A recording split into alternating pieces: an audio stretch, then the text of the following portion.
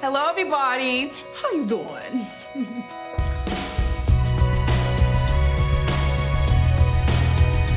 There were Twitter and Instagram followers that started tweeting me about a year ago saying that I should play Wendy Williams, which I was like, oh, okay, that'd be really cool if I got that opportunity to play that. And so I was trying to, remind myself and get familiar with all the Wendy-isms, because I was like, I feel that there's something happening in the universe and I might get called to play Wendy Williams. And sure enough, a few months later, I get the audition for this movie. And it was amazing because I'm very familiar with Wendy Williams. I used to watch her show when I first moved to New York. And so, I've just always thought that she was a friend in my head. So when I got to do the audition, I don't know, it was just natural. It just came out. Casting-wise, Ciera was locked in over a year ago. And I know there's a lot of schedule problems. And so it came back up. I know this picture shifted a couple times. And so Ciera was available, and so it worked out. But that's just like lightning in a bottle because looks like Wendy, she can act like Wendy. Some of her mannerisms are like Wendy, her real mannerisms. So it worked out. I mean, literally, it's lightning in a bottle with her.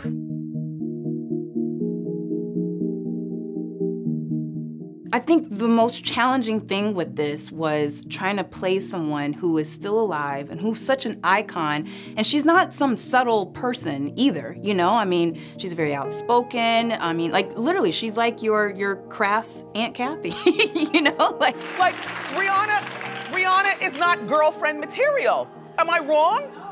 Rihanna's the kind of girl, she's hot, she's sexy, you do her, then you take your penicillin.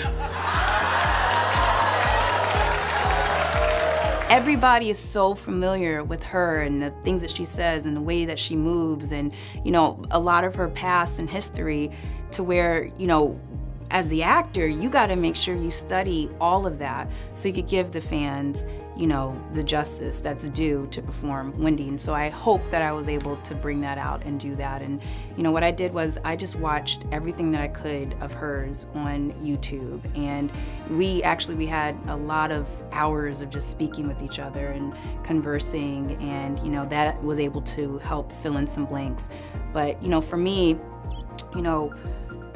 at first, the process was so much about playing, the person that we see on screen, but I had to go into my imagination, even my, personal backstory to kind of figure out who is this woman at home, who is this woman when the cameras are off, the fans aren't around, who is she?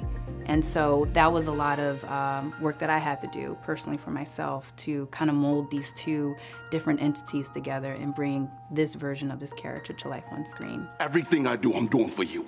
I'm out on these streets, I'm protecting you. Everybody got a hit on you because you want to out every rapper from Diddy, Meth, all these people because you're calling them out. You got a coke habit, but I'm boring. Making this movie with Morocco and Ciera has been a lot of fun. They're both funny. We have a good time. Morocco is, playing Kevin, and he's hilarious. So the two of them together, the chemistry's great. Our work chemistry is amazing. So listen, I've been doing in this business since '93 as a PA, so to now be a director, my whole goal was to make good material and to have fun, and I'm having a lot of fun with them. Wendy. Oh my God, it's you. Oh, hi. I'm Wendy. No. Get in here. Oh, okay.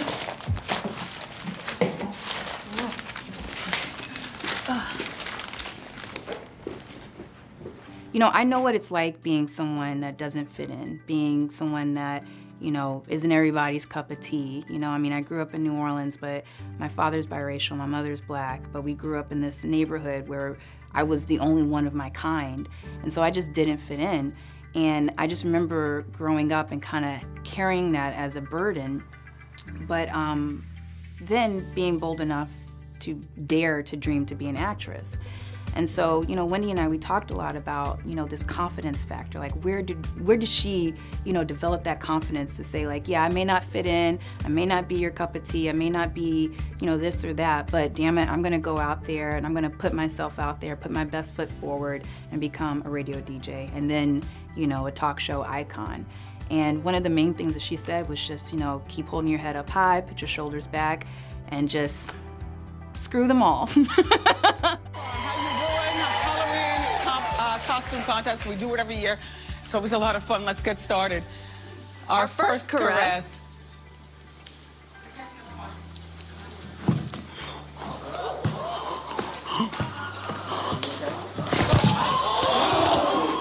In life, you know, you're gonna go through so many challenges, and some maybe not as big as Wendy's, or maybe bigger than Wendy's, but you gotta always get up and just keep on going. And I think a lot of women are gonna take that away from this movie. And I think also a lot of people are gonna just take away this idea of resilience. You know, again, I think Wendy Williams is a poster child for that. And so I want people who watch this movie to just see their journey and see their story in it, and be reminded of how far they've come and the things that they've gone through, but how they can get back up and keep going and just stand in their light.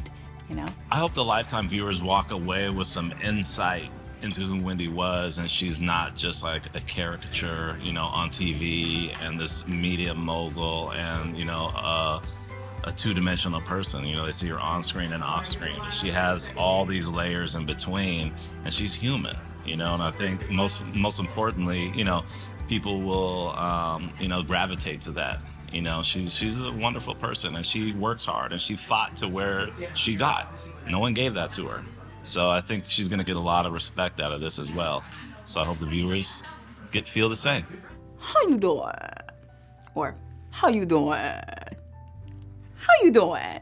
How you doing?